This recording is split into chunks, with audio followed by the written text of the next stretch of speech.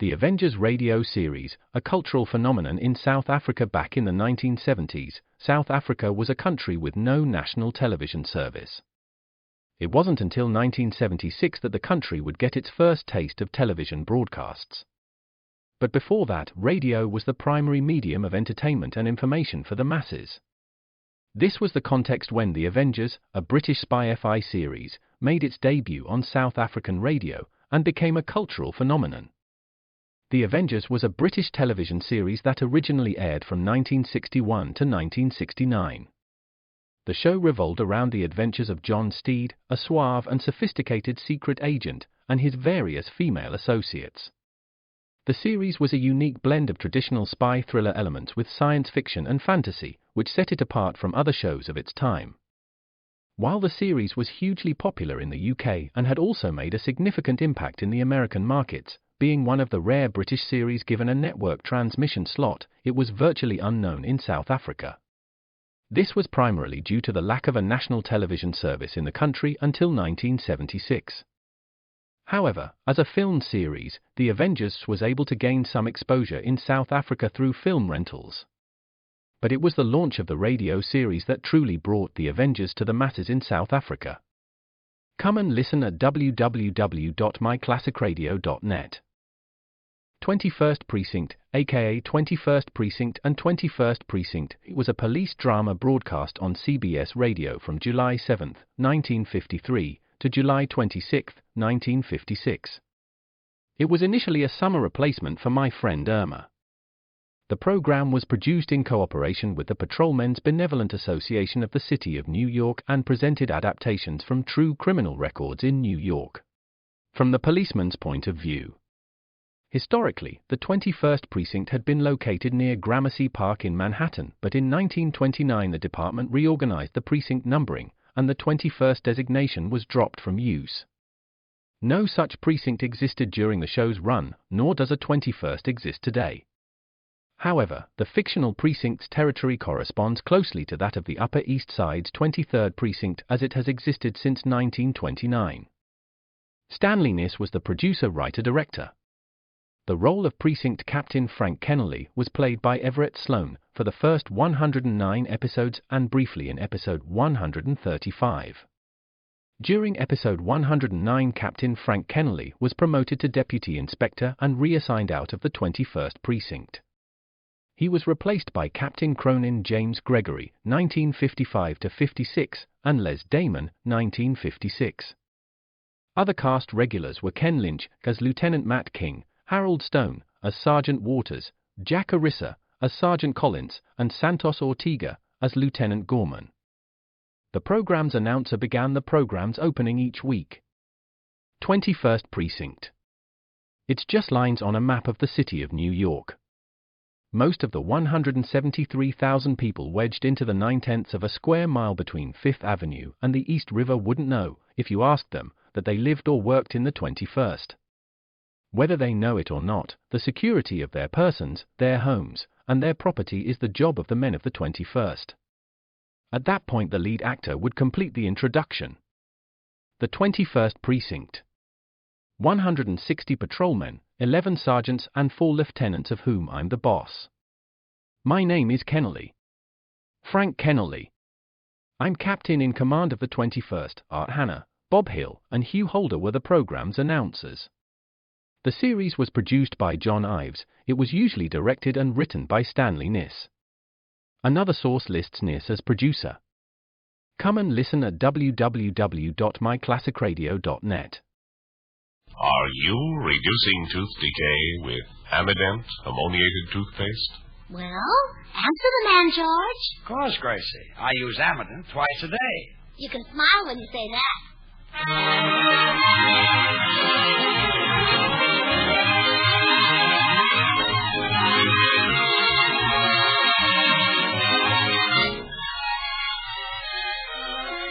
Yes, it's the Amident Show, transcribed in Hollywood and starring George Burns and Gracie Allen.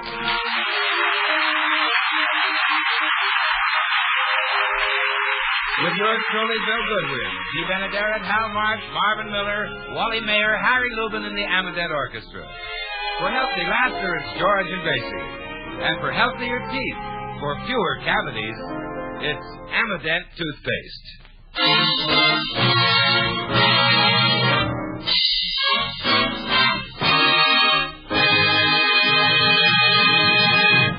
As we look in at the Burns home, we find George engaged in his favorite pastime.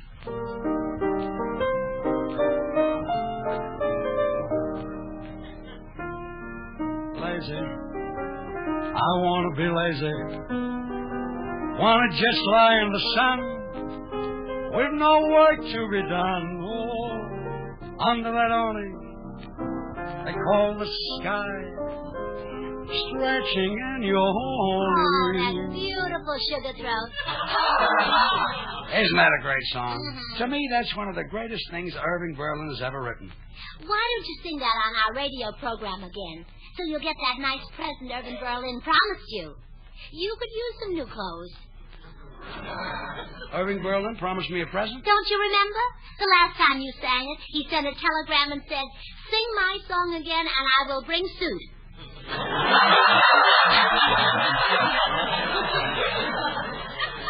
He can afford one with 2 pairs of pants. He's a very rich man. Been writing songs for 35 years. Oh, how did he make his money? Selling pickles. Gracie, he just sits in the house and money keeps pouring in. Well, why doesn't he get the house fixed? You know, you can make a lot of money composing songs. Do you know that Stardust has made over $1 million? Really? What did he compose? He wrote a tune called Hoagie Carmichael. Sometimes I wonder why I spend that lonely hoagie dreaming of a Carmichael. Like it? Well, the melody isn't much, but those are beautiful Pretty words, aren't they?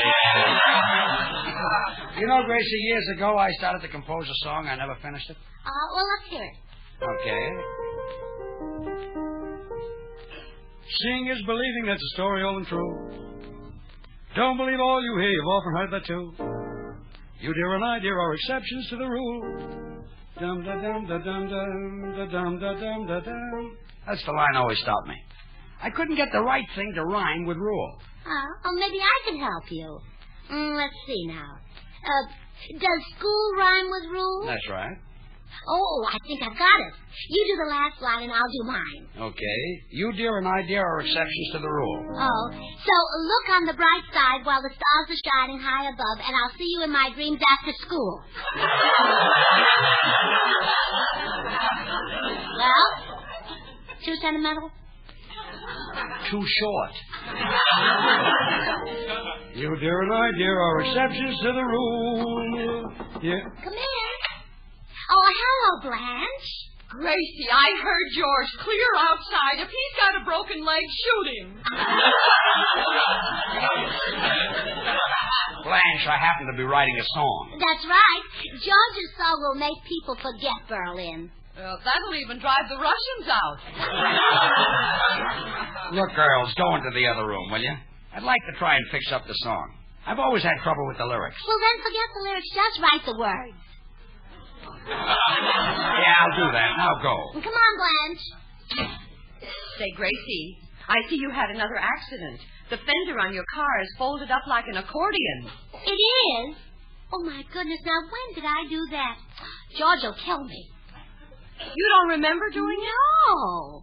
Oh, why don't automobile companies make their cars with the fenders already dented?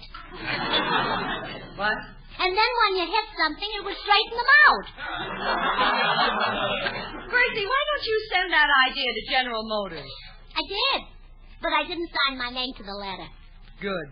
3 days later, I got an answer saying, "Gracie, forget it."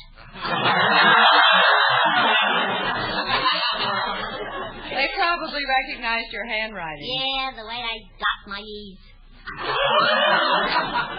Well, if George sees that fender, he'll dot your I's. Yeah. You know, he gets awfully upset about my driving, and he shouldn't. It's helped us a lot socially. You know, that's how we met Mr. O'Keefe and Mr. McDonald. Who are they? Insurance adjusters.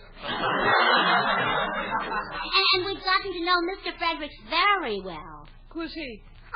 Only the prosecuting attorney. And we'll never meet a sweeter couple than Mr. and Mrs. Davis. Where'd you meet them? I drove into the garage one night, and there they were, sitting on my front bumper.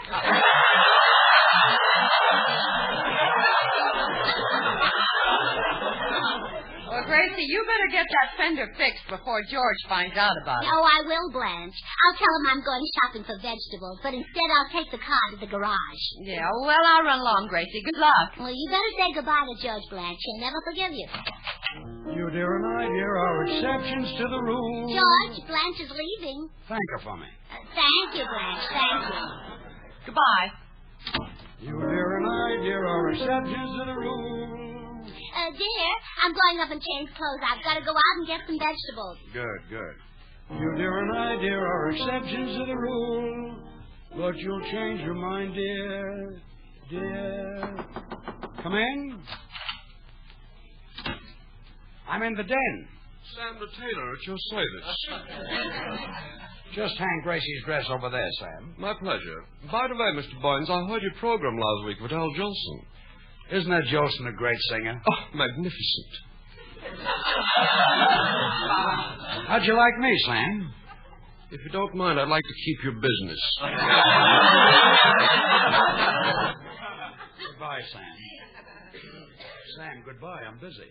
I'm not leaving till you're noticing something.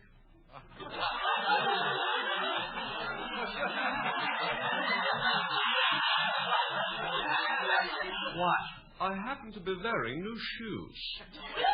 So what? These are imported. They were made in England, sold to an exporter, exported to an importer, bought by a wholesaler who sold them to a retailer, who in turn retailed them to me. I can't understand it. Can't understand what? How all those people can make a living from shoes that I haven't paid for yet.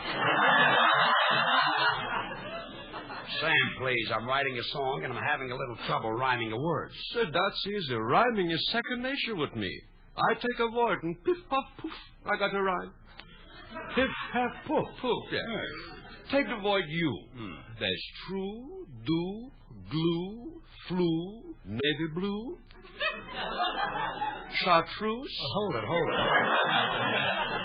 Chartreuse doesn't go with you. But it goes nice with navy blue. I'll see you later, Sam. Okay, Daddy boy. Goodbye. Toodle-doodle. Toodle-doodle.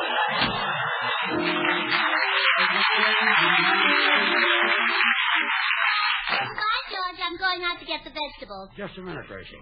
The vegetable man was here this morning. Well, the spinach he sold me wasn't ripe. I had to throw it out. It was all green.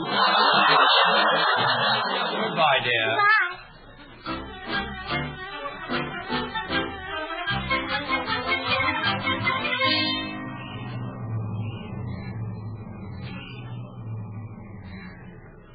Hello, Frank. Do you know what happened to me? Which fender, Mrs. Burns? Left front. How long will it take? I'll have a look. Hey, got good news for you. Your frame is okay. Well, you don't think George married me for my money, do you?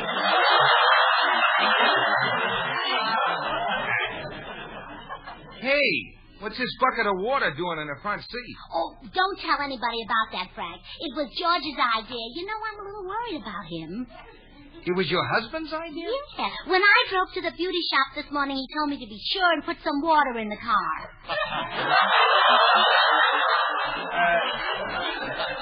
No, you see, he meant to put the water in the radiator. Oh. You see, if you don't do that, you'll have a cracked block. And that'll make two.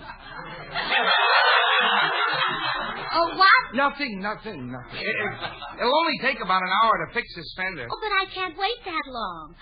Oh, I've got an idea. I'll go get George, and we'll go to the movie tonight, and then while we're gone, you come by and fix it in our garage. Okay, Mrs. Burns. I'll be there at 8 o'clock sharp.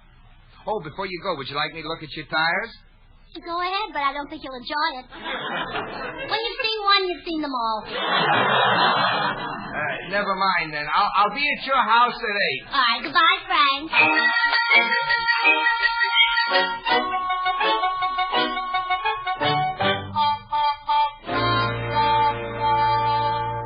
Gracie, I don't want to go to a movie tonight. I want to stay home and fool around with this song. But, George, I've already said you'd go. Bill Goodwin's going to pick us up at 7:30 right after dinner. Well, you should have asked me first. I'm not going. Oh, please, darling. It'll be just like a second honeymoon. Second honeymoon? Well, don't you remember our wedding night? You took me to a movie. I remember that nosy usher. Oh, you know, it was wonderful. George, how many women can say that they spent their wedding night with George Burns and William S. Hart? You can count them on the fingers of one hand. Mm-hmm. Let's go out and see if we can find that same picture tonight. Nah, this song is driving me crazy. Why don't you go by yourself? Well, I can't, George. They won't let me in the movie when I go by myself. Why not? Well, I don't know. I've tried hundreds of times, but every time I hand my ticket to the doorman, he tears it up. Well, I'm staying home tonight. Oh, but, George, movies are so educational. You can learn lots of things from them. Let's go see Gregory Peck. What can I learn from Gregory Peck? Will you be mad if I tell you? I withdraw the question. Oh, please, George. We've got to go to a movie. The Mechanic is coming at 8. What's that? That's the title of the new picture. The Mechanic is coming at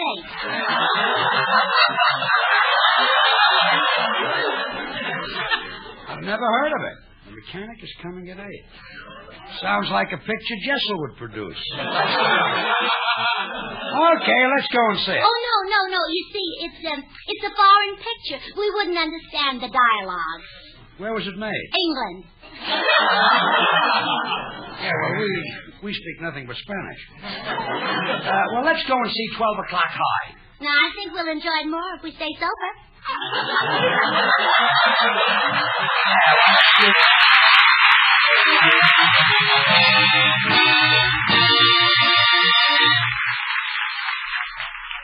This is Bill Goodwin, folks. If any member of your family had any cavities last year, I'd like you to listen to this. For fewer cavities, change your toothpaste. Yes, for fewer cavities, for less tooth decay, change to an ammoniated toothpaste. Change to Amident toothpaste. Tell me, Bill, exactly what will Amident do for my family? Just this.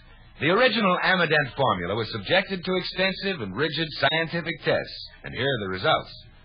Better than 4 out of 5 who used Amident reduced tooth decay, and they reduced it by almost 50%. So if your family is like the average, that's what you can expect. Yes, the discovery of Amident and the ammoniated dentifrices was revolutionary. In fact, the results you just mentioned, Bill, were written up by the leading dental journals in the country. And today, more dentists recommend Amident than any other dentifrice. You know, I think the most important thing about Amident is how it helps youngsters. Mothers, you owe it to your children to help them prevent unnecessary tooth decay every time they brush their teeth. So please don't delay. Get Amident for your family. Amident. Amident is available in both toothpaste and tooth powder.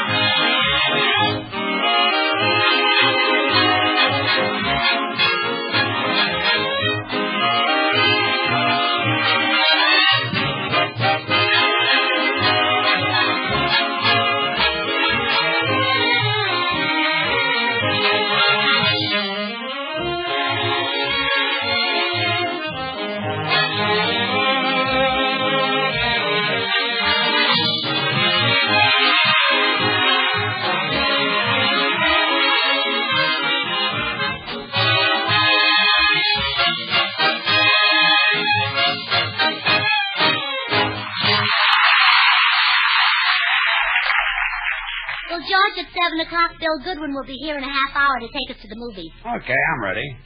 Seeing is believing, that's a story all and true. By the way, Gracie, dinner was delicious tonight. Oh, thank you. You know, I was going to serve corn, too, but we ate too early. 7 o'clock is too early to eat corn? Well, yes, it says right on the can, economy size, should serve between 8 and 10.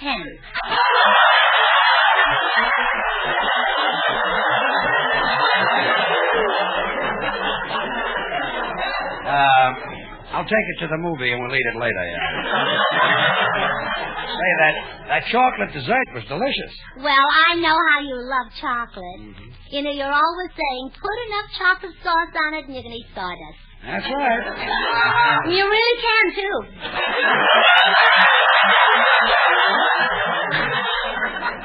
Gracie, you didn't. Oh, afraid it'll make you fat. Yeah, that's what I'm afraid. Will you answer the phone, Gracie? All right. And close the door.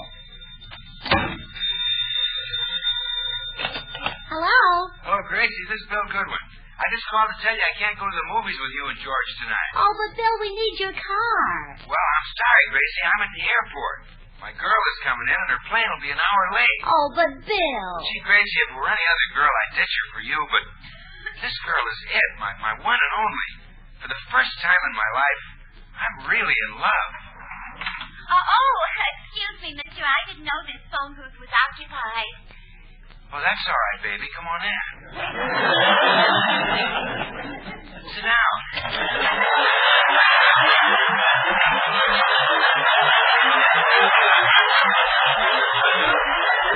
Oh, Bill! Bill! You comfortable, baby? Oh, sure, handsome. What's your name, beautiful? It's Gracie. It's Doris. No, it isn't. It's Gracie. Hey, Doris, you're pretty cute. You shouldn't have done that. Well, I had to slap you, baby. I'm engaged.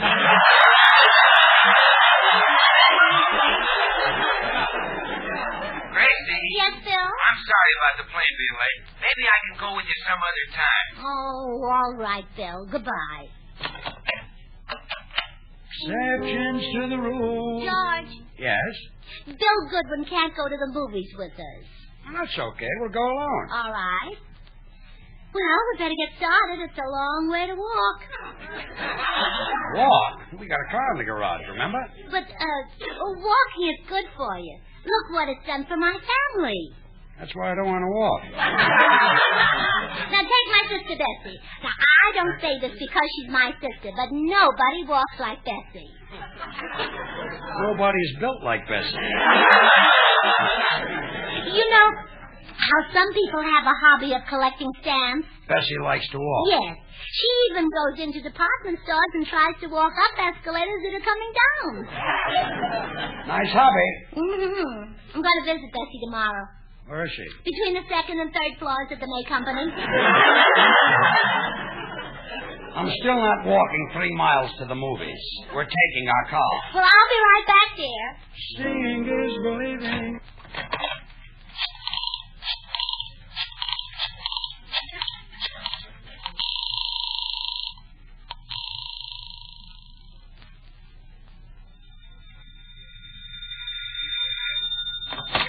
Hello?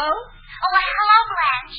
This is Gracie. Oh, hello, honey. Oh, Blanche, I'm in trouble. The mechanic is coming at 8 to fix the car, and I've got to get George out of the house. You and Harry will have to drive us to the movies.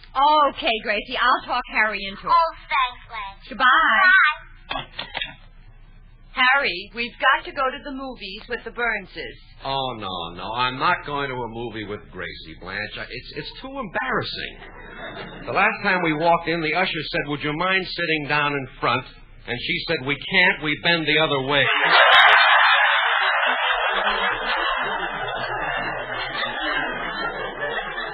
All right. So she's not an Einstein. Look at that hammy husband of hers. He even thinks he can compose music. Maybe he can. George has got a lot of talent. Yeah, but it's all in his wife's name. Oh, no, it isn't. If you think George Burns is so loaded with talent, name one thing he can do. Are you kidding?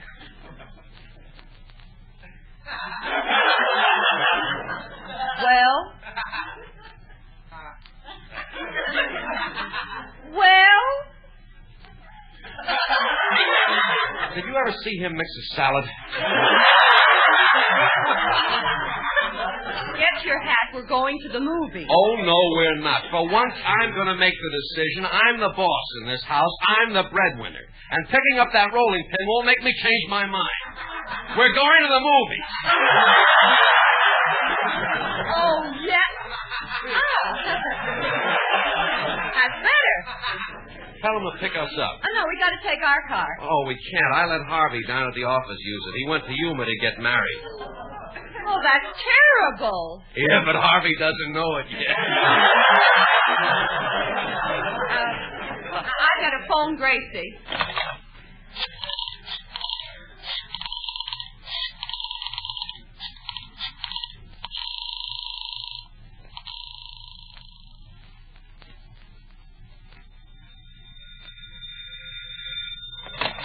Hello? Gracie, this is Blanche. I've got bad news for you. Harry just told me a friend of his took our car to Yuma to get married. Oh, don't let him kid you, Blanche. Cars do not get married.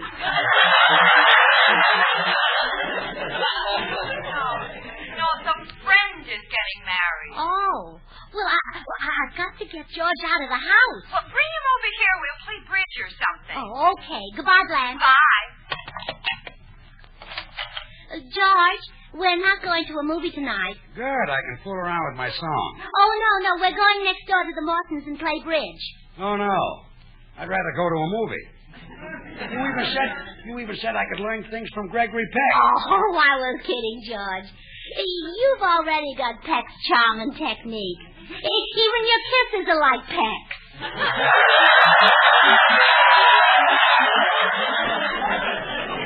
I don't understand this. A minute ago, you were begging me to go to a movie. Well, can I change my mind?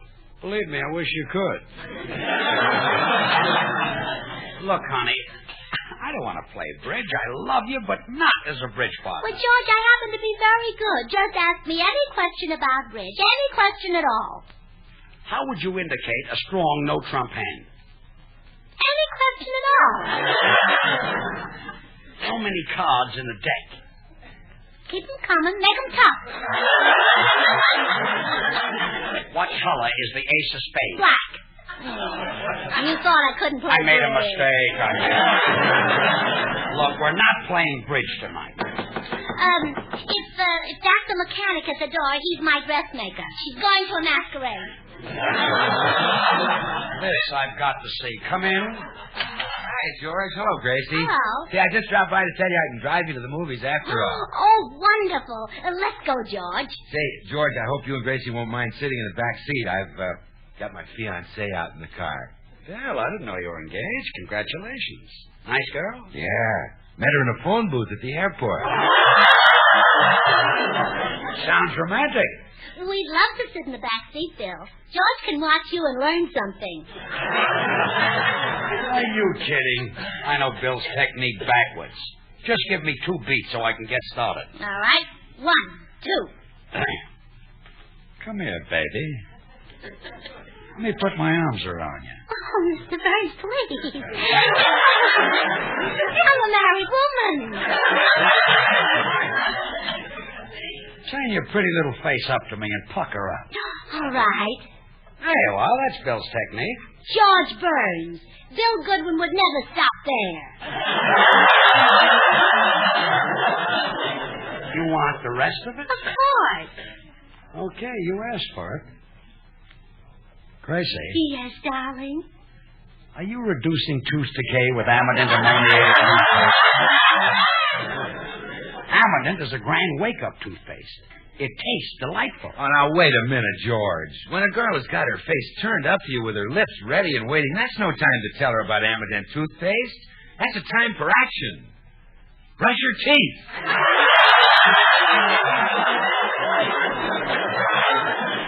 Let her see for herself how Amident leaves her teeth bright and sparkling, her mouth feeling fresh and clean. She'll learn why more dentists recommend Amident than any other dentifrice. Well, come on. It's almost 8 o'clock. Let's get to the movie. Yeah, if we're going to see a picture, let's get going. I promised my girl I'd have her at Ciro's by 11 o'clock. Relax. The floor show doesn't start until 12. I know, but she starts parking cars at 11. Bill, as long as we're using your car, maybe I can have the garage man come over and straighten out my fender. When did you find out the fender was dented? When I hit that truck yesterday. You mean you're the one who bent the fender? That's right. Well, the nerve of you, letting me take the blame. I didn't blame you. Well, I did. Gracie, You ought to be ashamed of yourself bending fenders. That's a woman's job.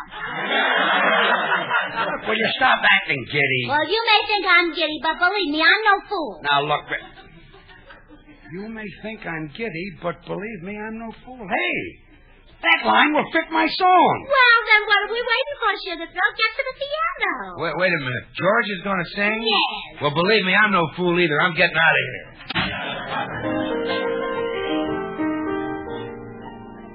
Seeing is believing, that's a story old and true. Don't believe all you hear, you've often heard that too. You, dear, and I, dear, are exceptions to the rule. You may think me giddy, but believe me, I'm no fool. I just wrote that I line. know I was there when you did it. Well, have you got a card? I've always had that. Well, let's hear it.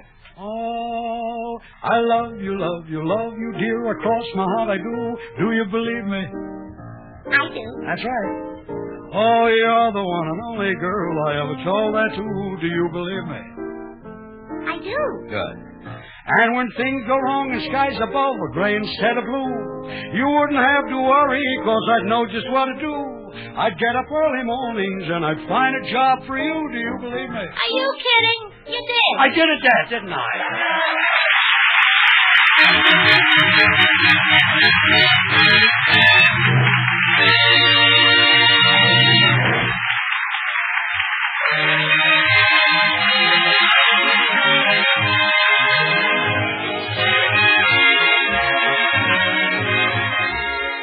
George and Gracie will return in just a moment. Join us again next Wednesday when we'll all be back. George Burns, Gracie Allen, Harry Lubin in the Amadent Orchestra, and yours truly, Bill Goodwin. Brought to you by the makers of Amadent, the ammoniated toothpaste and tooth powder, recommended by more dentists than any other dentifrice.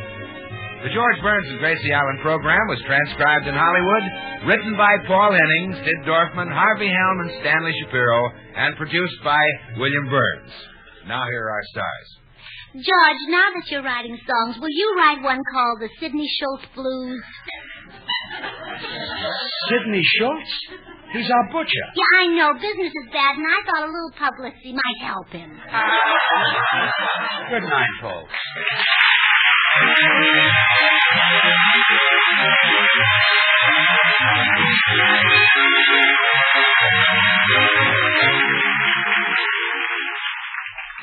Girls, riddle me this. What shampoo cleans your hair without water? Silly. There's no such shampoo. Oh, yes, there is, lady. It's Minipoo, the marvelous new dry shampoo. Restores limp, oily hair to fragrant, shining freshness in only 10 minutes. Minipoo doesn't disturb your wave because it doesn't wet your hair. This I can use. Yes, use Minipoo when you have a cold, when time is short, between regular shampoos. Ask for Minipoo. M-I-N-I-P-O-O. Minipoo.